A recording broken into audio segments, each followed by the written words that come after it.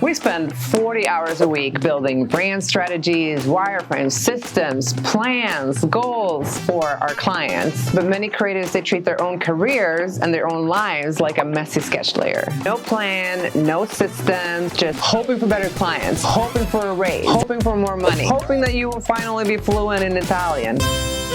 Now that ends today, you guys. I'm Alex, and today we are treating your life like a client project. Because you and your life deserve at least the same level of structure and intention that you give your clients. We are going to audit your life, wireframe your year, we're going to define actual specs, and we're going to design a user experience of your future life. So this is the exact system that I'm using while I'm designing my 300K year, and you are welcome to steal it. Let's build. Step 1, the audit, the wheel of life. Every successful rebrand starts with an audit. It's not just motivation, not just inspiration. We start with data. And this is, for you, the wheel of life. The wheel of life consists of business, finances, health, family and friends, romance, personal development, fun and recreation, and contribution to society. So what I want you to do here is that you're going to rate every area from 1 to 10 and be brutally honest, you guys. This is for your own good. Don't fool yourself. Maybe your business is a 7, but your recreation is a 2 because you honestly haven't taken a real Saturday off in 3 years. And so then I want you to look at this wheel and imagine if this wheel were a tire on your car, would your car roll or would you crash? Because a balanced wheel doesn't slow you down. A balanced wheel will make you accelerate on every area in your life. When one area improves, other often follow. Like for instance,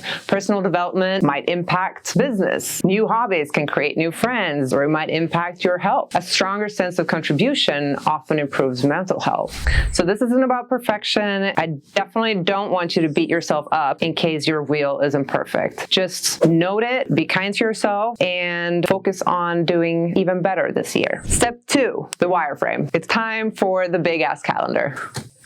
Okay, I don't know why I threw it down because I'm going to open it up. Digital calendars are great for meetings, but they are terrible for bigger picture vision. You need to see time physically. I strongly recommend to buy one of these big ass calendars because that helps me really see the entire year in one view and see time physically in front of me. The exercise here is to start penciling things in. When are you launching that new portfolio? Circle it. When is your burnout break? Circle it. When do you want to hit your first 100K of the year? Or 10, whatever. Circle it. Vacation. When is that going to take place? Pottery class. When are you going to know how to pick up a hot Italian? So if it's not in here and if it's not on your wall, it's not real. It's just a wish. Wishy-washy wish. And listen, this is what's going to happen. Like, you will feel resistance staring at this blank calendar, okay? Your brain is gonna freeze. You're gonna start overthinking dates like, oh, is that date really realistic? Whatever. You're gonna want to postpone this exercise, I promise you, because this is hard. But living your dream life is not easy because then everyone would be doing it. That discomfort is the work. So just shake it off because you are allowed to cross things out later. You are allowed to move dates later. What matters is this. At the moment that you tie a goal to a date, your brain starts working toward it automatically. The thing is that hitting the date isn't even the most important part. What matters is that you put it down on paper and that you start moving. Studies in cognitive psychology show that time-bound goals activate the brain's reticular activating system, your internal filter for opportunities. In other words, once you choose a date, you're suddenly going to start to see paths to get to your goal that you couldn't see before. So just as an example here, this is actually my 2025 yearly planner, and it's really fun to look at it now, a year later. But a couple of examples, I moved to Barcelona on June 1st. I actually ended up doing it May 15th. I did put down a ski trip that I was gonna do. It didn't happen. It just didn't work out. But I did go on a ski trip in the fall instead. I also put that I wanted to have launched 10 videos on YouTube in April of last year. It didn't happen until, well, I started the channel in November, but I had reached 10 videos in December. So I did do it within that year. So you see my point. It's not really about hitting that exact date always. Sometimes things happen faster. sometimes things happen slower. That's not really the point. The point is that you're moving towards your goals and you're moving towards your dream life. Step 3, the specs, measurable goals. I'm about to blow away here. All right, I'm gonna close this up because it's windy as hell out there.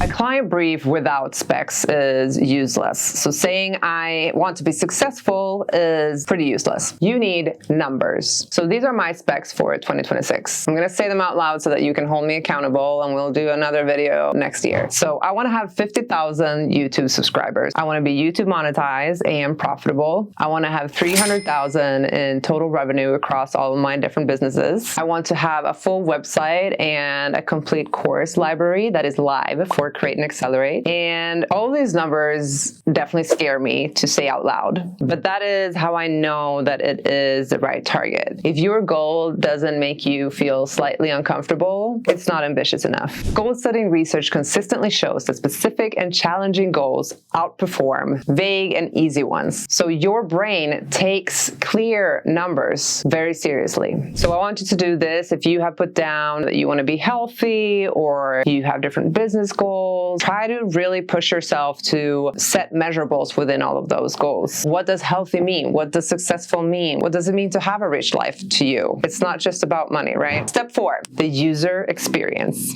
the vision diary. Mic drop.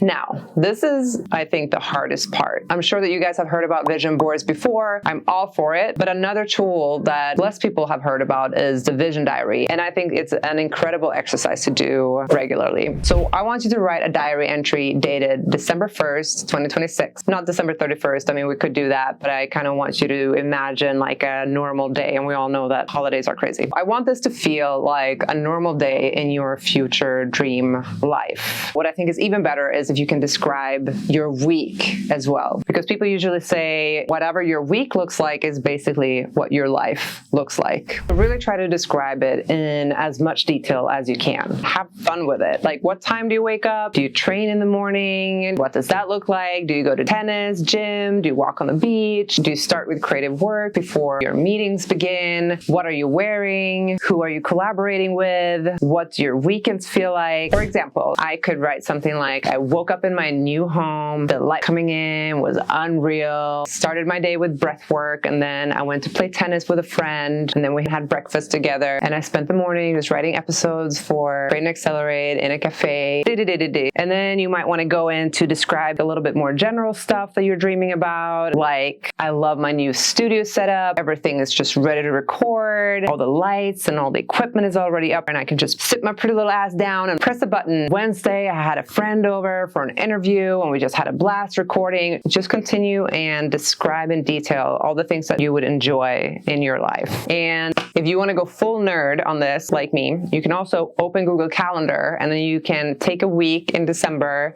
and block out parts of your day, lay out your ideal week. And I promise you, revisiting that week later is going to be a pretty cool experience. Now, when you do this, a voice will show up. I call it the brain ghost. Is your internal Debbie Downer. She's going to say, this is stupid. This isn't your life. Who do you think you are? What if someone sees it? Oh my God, how embarrassing. That ghost is the reason that you're not living up to your full potential. So your job here is to just keep writing anyway. And it's not easy. I'm not saying it's easy, but mental rehearsal and visualization activate the same neural pathways as real experience. You're training your brain for a future before you arrive there. So you are basically normalizing what feels out of reach for you right now. You're slowly doing the process of normalizing it so that one day it can actually be your life. So if it's not uncomfortable, it's too close to your real life. And so you do not have to build this from scratch. I have turned my annual calendar and the Wheel of Life into a free Design Your Year pack. Download it, print it, go wild, and let's design a high-value 2026 with intention, clarity, and agency. Let's do this together. Write 2026 in the comments if you're in. Mic drop.